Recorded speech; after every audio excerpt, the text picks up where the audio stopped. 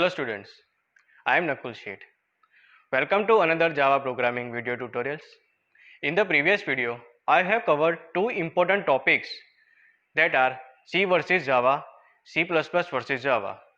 And for today's video, I am going to cover object-oriented programming structure in Java. So let us begin and see what are the topics that I am going to cover in this video.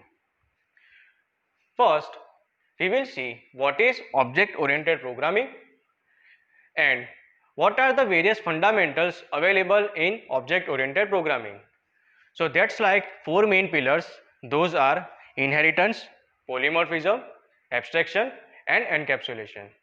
So we are beginning with the definition or what is object-oriented programming. So object-oriented programming, it's a methodology or a paradigm using which we can design our software or we can write our Java program. Now, there are two main words you need to focus. First is object and second is class. Now, if you are thinking why object comes first and class comes later, because the term itself object oriented programming, not class oriented programming. So let us start discuss with two terms, object and classes. So students, object is a real world entity. What does it mean? So as a real world entity, you can see, you can touch, you can feel, those all are object. For an example, your mobile phone, chair, table and many more things, even you and me are object for this world. So every object has some state and behavior. Now what is class? Class is a blueprint, or I can say it is a drawing of an object. So an object will look like or how an object is represented that we can do by a class. So that's how we can say class is a collection of object. So let us take an example here. There is a class called dog and this is a representation or blueprint of how a dog will look like.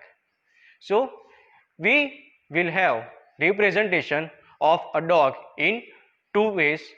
The first one is properties and second is behavior.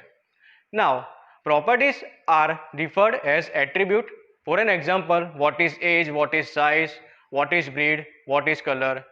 So these are the properties or I can say attributes which are linked with your object. And behavior like eat, sleep, run, bark and etc. So we have an object with properties and behavior.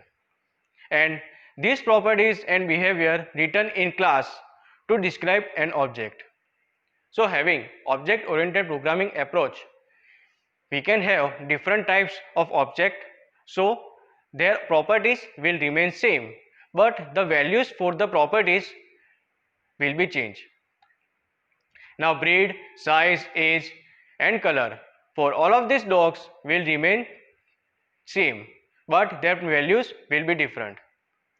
Now if we are talking about different employees of a single company, let's say software developers, software testers, application developers, HR and so on.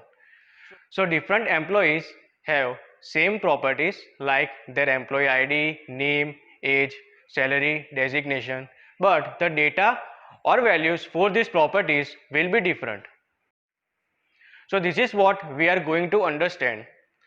They will have same properties but different values.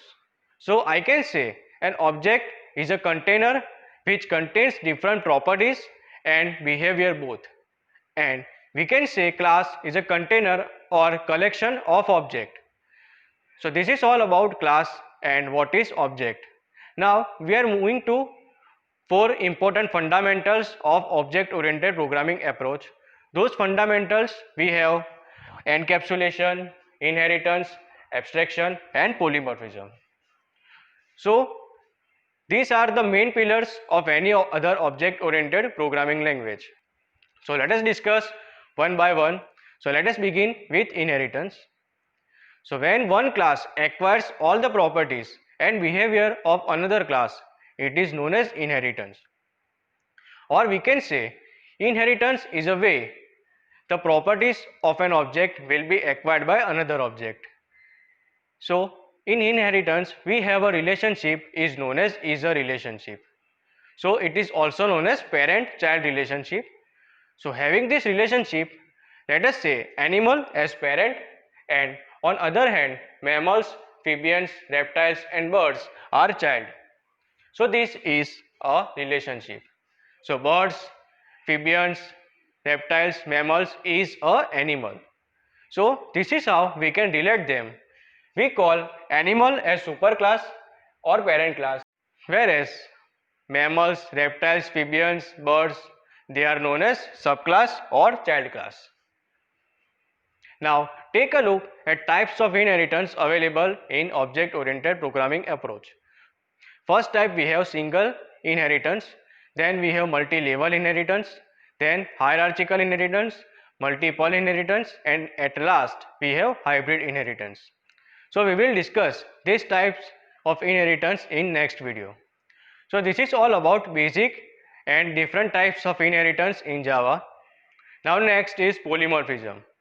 So students, it is having the same name with different definitions, or we can say polymorphism is an ability to take more than one form. And in polymorphism, an object can change its behavior according to its use. So we can have an example for polymorphism here. We have an object called shape, and so we can use that shape to draw circle, triangle, rectangle and so on. So polymorphism can happen in two different types. First is compile time polymorphism and runtime polymorphism. So what is compile time polymorphism? In this type of polymorphism, method will invoke at compile time. So it is known as static polymorphism as well. Method overloading is a concept of compile time polymorphism. We will discuss about this method overloading in later videos. Now let us discuss runtime polymorphism, which is also known as dynamic polymorphism. Method overriding is a concept of runtime polymorphism. Again, we will discuss about method overriding in later videos. Now the next concept, what is abstraction? So abstraction is a methodology of hiding the implementation and details from the user and only providing its functionality to them. So abstraction can be achieved using abstract class and interface. So we will discuss this abstract class and interface in later videos with practical implementation. And last, we have encapsulation. Encapsulation is a mechanism of wrapping up of data and code into a single unit. So let us discuss some important questions regarding this tutorial. First is what is inheritance? Then second question, what is abstraction? Third question, what is polymorphism? And fourth question and last question is what is encapsulation?